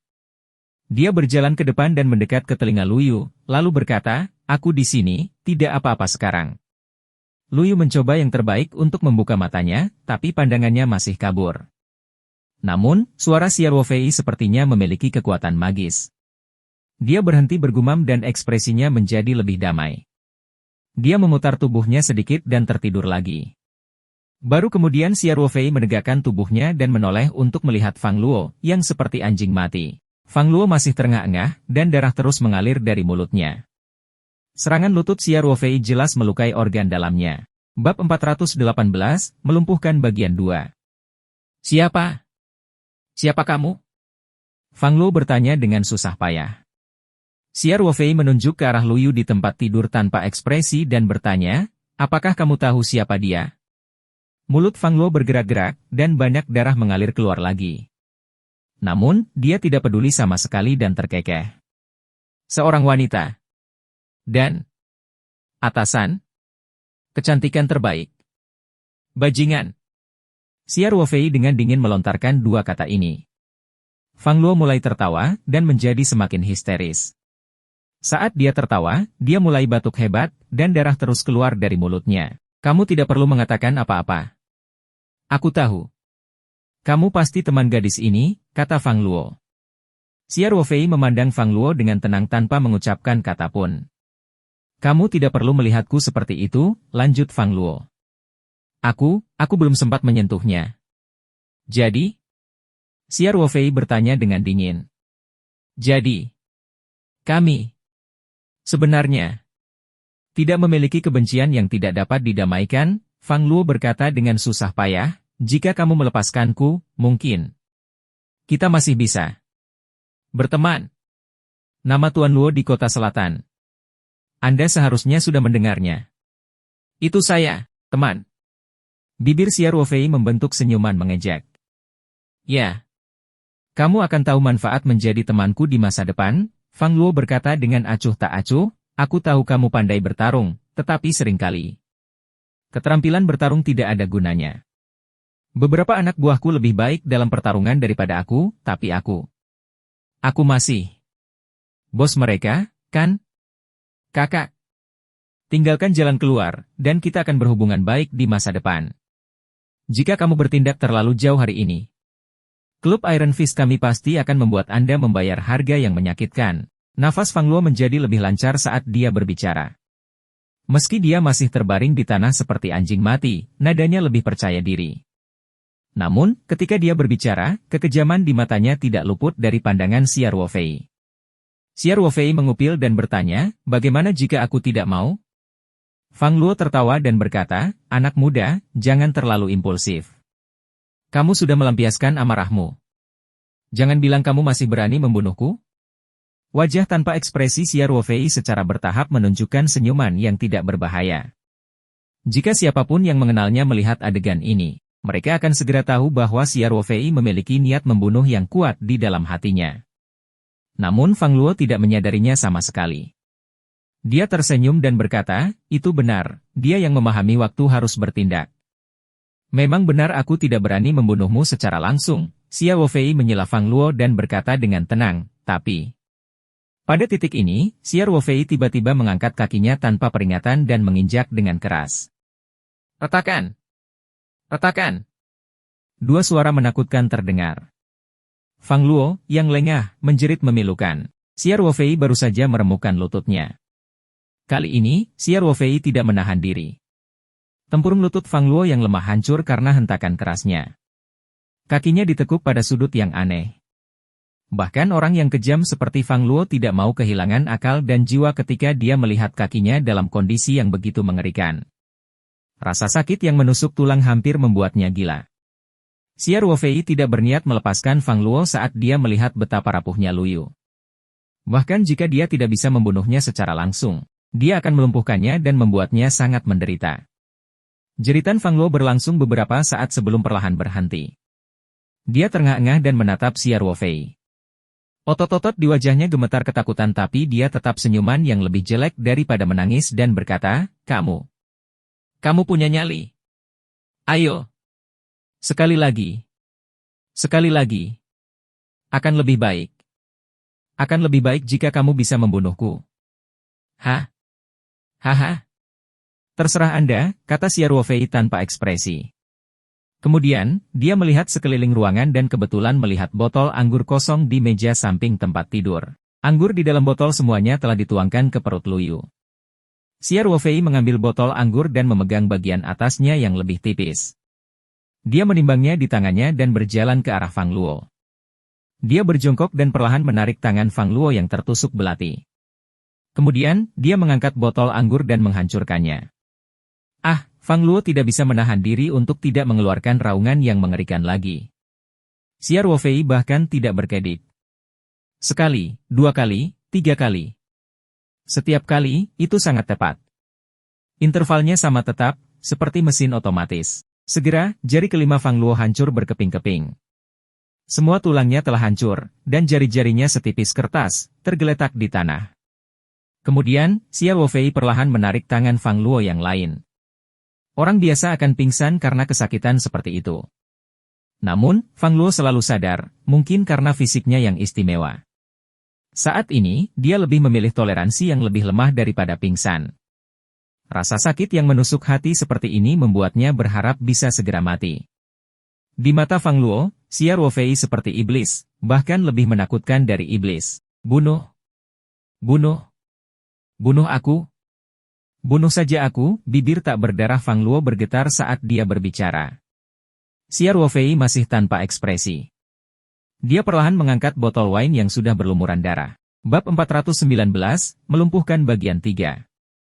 Satu doa. Tangan Fang Luo yang lain dihantam oleh Xia Ruofei sambil menjerit kesakitan. Xia Ruofei membuang botol itu dan mengambil belati militer yang telah menemaninya selama bertahun-tahun. Dia menyeka darah di pakaian Fang Luo perlahan lalu tersenyum polos. Dia bertanya, sekarang, apakah kamu masih ingin menjadi temanku? Iblis. Kamu iblis, Fang Luo berkata dengan lemah, jika kamu punya nyali. Bunuh aku. Xia Ruofei berbisik ke telinga Fang Luo. Menurutku lebih menarik membuatmu mengalami nasib yang lebih buruk daripada kematian, bukankah kamu suka bermain-main dengan wanita? Saya pikir itu penyakit, jadi saya akan menyembuhkannya secara gratis hari ini. Ekspresi Fang Luo berubah drastis, dan dia berteriak dengan suara gemetar, kamu, apa yang ingin kamu lakukan? Bibir Xia Ruofei membentuk senyuman kejam. Kemudian, belati militer di tangannya perlahan meluncur ke dada Fang Luo, melewati perut bagian bawah, dan akhirnya berhenti di antara kedua kakinya. Xia Ruofei menggunakan sedikit tenaga dan belati militer dengan mudah memotong celana Fang Luo. Fang Luo bisa merasakan pisau dingin di kulitnya, dan dia menyamakannya. Dia berteriak, "Tidak! Tidak! Aku mohon," dia memohon. Dia sudah menebak apa yang akan dilakukan Xia Ruofei. Dia sangat ketakutan dan ini adalah pertama kalinya dia meminta bantuan hari ini. Xia Ruofei berkata dengan acuh tak acuh, "Saya yakin Anda telah menajiskan banyak gadis selama bertahun-tahun. Hari ini, saya akan mencari keadilan bagi mereka." "Tidak! Jangan!" teriak Fang Luo dengan gila. Mata Xia Ruofei bahkan tidak goyah. Dengan memutar pergelangan tangan, dia dipenjara dengan kejam. "Ah! Ah!" Fang Luo berteriak histeris. Pada akhirnya, dia miring ke samping, dan dia pingsan sesuai keinginannya. Xia Ruofei dengan hati-hati menyeka darah dari belati di pakaian Fang Luo. Setelah meletakkan belatinya, dia berdiri dan berjalan ke tempat tidur untuk menggendong Luyu. Lalu, dia keluar dari ruangan yang berbau darah. Beberapa Men in Black masih pingsan di depan pintu. Xia Ruofei menuruni tangga miring demi sempit. Pria kekar yang dipukul oleh Xia Ruofei juga mendengar teriakan Fang Luo dari lantai 2. Mereka sangat ketakutan sehingga mereka diam karena takut. Ketika Xia Ruofei turun, mereka semua menghindarinya seperti wabah. Xia Ruofei berpikir sejenak dan pergi menangkap seorang pria besar. Dia meminta untuk membawanya ke ruang pengawasan di sudut lantai pertama. Layar di ruang kendali menampilkan gambar dari semua kamera di bar, termasuk yang ada di pintu. Gambar-gambar ini direkam berulang kali, dan dapat disimpan setidaknya selama beberapa hari. Xia Ruofei menggendong Luyu di bahunya dan menendangnya dengan keras. Kotak logam itu meledak karena tendangan Xia Ruofei, dan percikan api beterbangan kemana-mana. Server yang menyimpan rekaman video sangat tidak berguna. Xia Ruofei dengan mudah menemukan hard drive di perumahan Kaixing. Pria kekar itu diusir oleh Xia Ruofei. Dia segera memasukkan hard drive ke ruang petaruh sambil berpikir. Kemudian, dia membawa Luyu keluar dari ruang pengawasan dan meninggalkan bar. Saat dia berjalan keluar, selain beberapa pria kekar yang dia lukai, ada lebih banyak lagi dari pria kekar yang tidak terluka. Namun, tidak ada yang berani menghentikan, yang penuh dengan niat membunuh. Kemanapun dia pergi, orang-orang itu buru-buru memberi jalan untuknya, masing-masing diam seperti jangkrik di musim dingin. Xia Ruofei berjalan ke pintu, berbalik, dan berkata, "Jika Anda tidak ingin bos Anda mati kehabisan darah, sebaiknya hubungi 120 sekarang." Dengan itu, Xia Ruofei menurunkan Luyu dari bahunya dan menggendongnya dengan gendongan putri. Lalu, dia keluar dari bar. Bab 420, Hilangnya Perasaan Buruk. Xia Ruofei membawa Luyu yang tidak sadarkan diri ke depan SUV Night 15. Dia menggendong Luyu di bahunya dan membuka pintu kursi penumpang depan. Kemudian, dia memasukkan Luyu ke dalam mobil dan dengan hati-hati memasang sabuk pengaman untuknya. Xia Ruofei melihat Luyu sedang duduk di kursi dan bersandar ke satu sisi tanpa sadar. Oleh karena itu, dia bersandar di kursi penumpang depan agar dia bisa berbaring. Kemudian, Xia Ruofei berpikir sejenak dan melepaskan mantelnya untuk menutupi Luyu. Dia kemudian menutup pintu, berjalan mengitari bagian depan mobil, dan naik ke kursi pengemudi. Xia Ruofei menyalakan rokok dan menoleh ke arah Luyu. Dia mulai berpikir tentang bagaimana mengaturnya. Namun, keadaan menjadi tidak terkendali pada hari ini, jadi Xia Ruofei memutuskan untuk pergi dulu. Dia menyalakan mobil dan segera meninggalkan Dream Bar tengah malam. Ketika mobil mencapai Jalan Jiangbin, Xia Ruofei membuat keputusan untuk membawa Luyu kembali ke pertanian Taoyuan.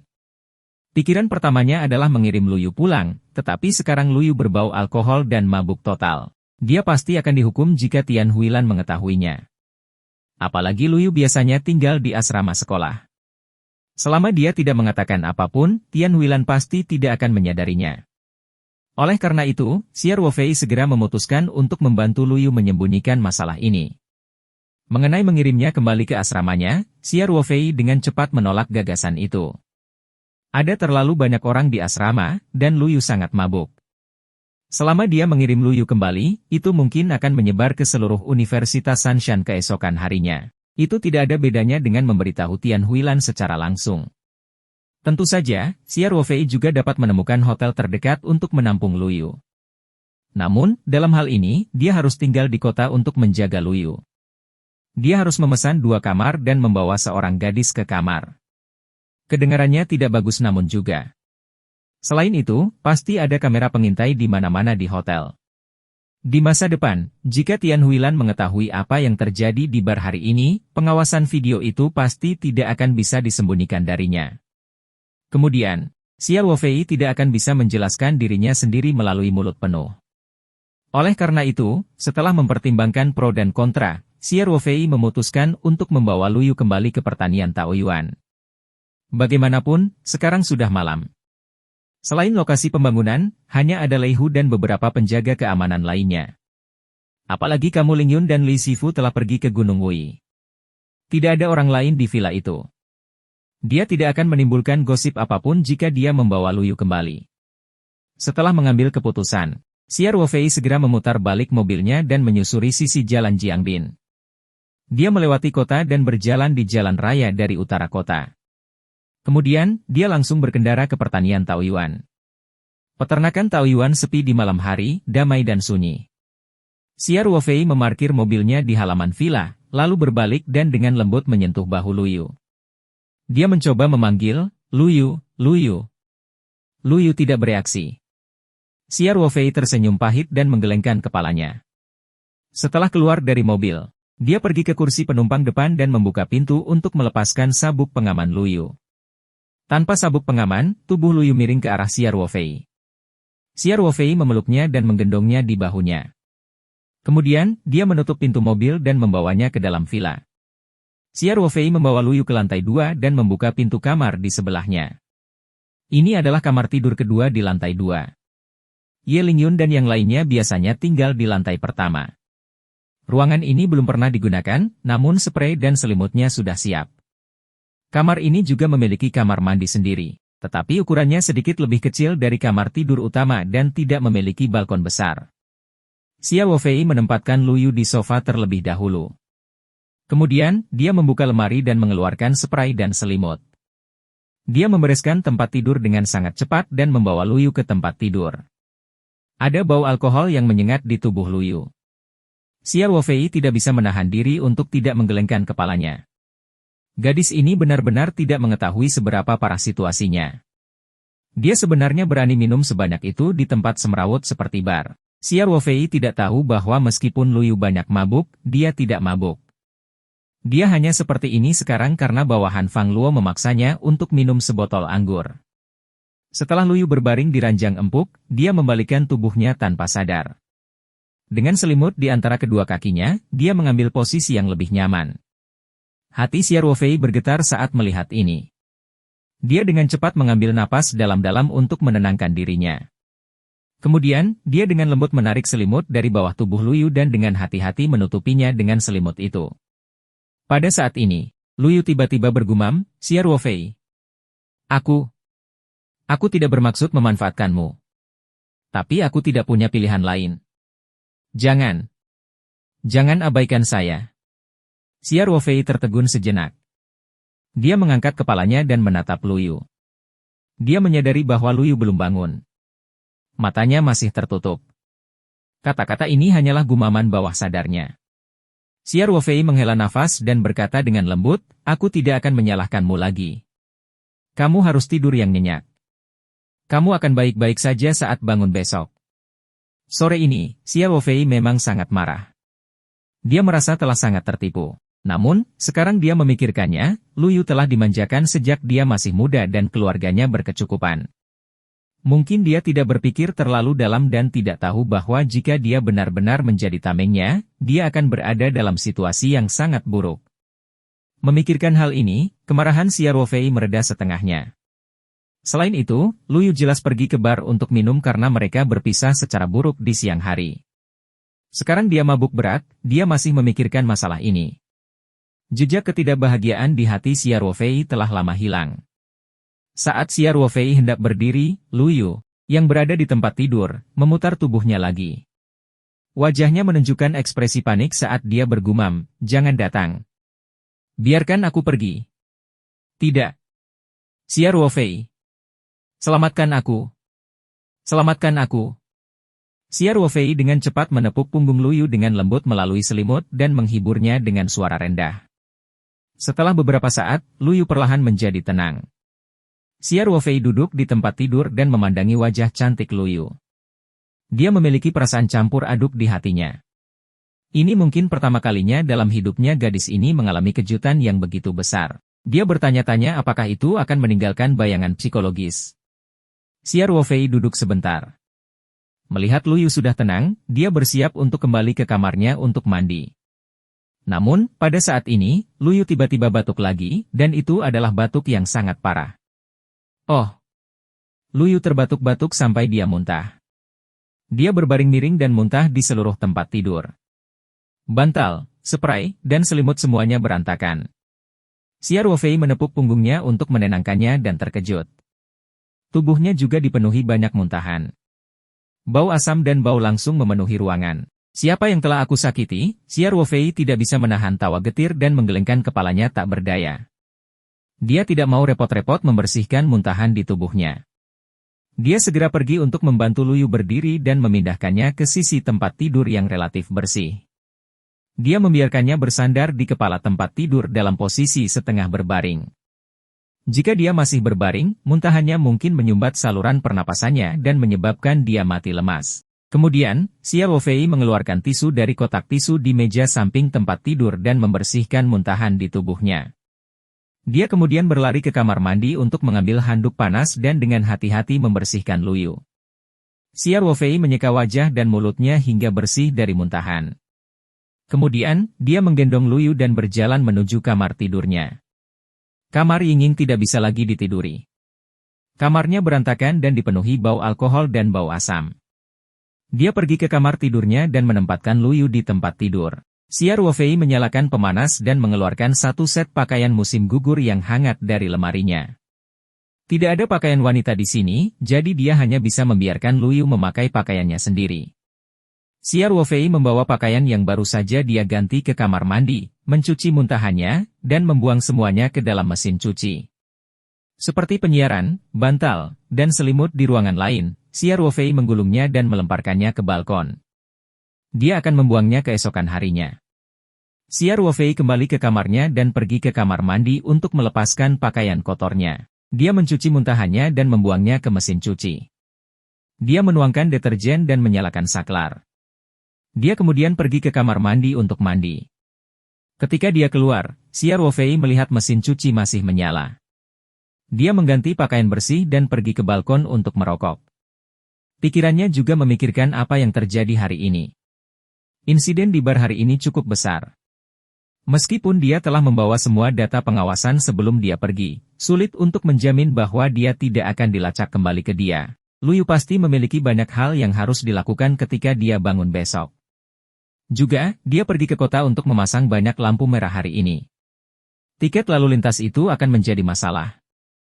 Semakin Xia Ruofei memasangnya, semakin dia merasa bingung. Dia memutuskan untuk tidak bersumpah dan menunggu sampai dia bangun besok. Saat itu, dia mendengar suara mesin cuci yang menandakan pakaian telah dicuci. Xia Ruofei membawa pakaian yang sudah dicuci ke balkon dan menggantungnya. Kemudian, dia kembali ke dalam ruangan. Dia menyarankan dan masih sedikit memengaruhi Luyu. Selain itu, kamar sebelahnya berbau asam. Xia Ruofei tidak ingin tidur di lingkungan seperti itu. Sambil berpikir, dia mengeluarkan kantong tidur dari ruang petaruh dan menyebarkannya ke lantai. Lalu dia masuk ke kantong tidur. Setelah beberapa saat, ruangan itu dipenuhi dengkuran lembut Xia Ruofei, dan ada juga suara napas lembut di antaranya.